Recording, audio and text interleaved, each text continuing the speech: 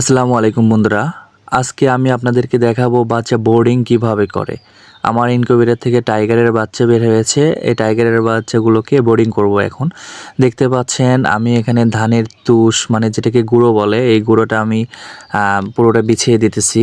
একটা গোল চক্র করে নিছি। পুরোটা দেওয়ার পরে এখানে এরকম করে পেপার বিছাবেন, মানে সুন্দর করে, মানে যেন গুঁড়োটা বের হয়ে না থাকে, বাচ্চা যেন না খেতে পারে গুঁড়োটা। এভাবে পুরোটাই সুন্দর করে পেপার দিয়ে মুড়ে দিবেন, মানে নিচের মানে তুষটা যেন না দেখা যায়। তারপরে এরকম করে আপনারা পুরোটা কমপ্লিট করে নেবেন। পুরোটা যখন কমপ্লিট হয়ে যাবে তখন বাচ্চা নিয়ে আসবেন। এরকম বাচ্চা নিয়ে এসে বাচ্চাগুলোকে আস্তে আস্তে ওই বোর্ডিংয়ের মধ্যে ছেড়ে দিবেন।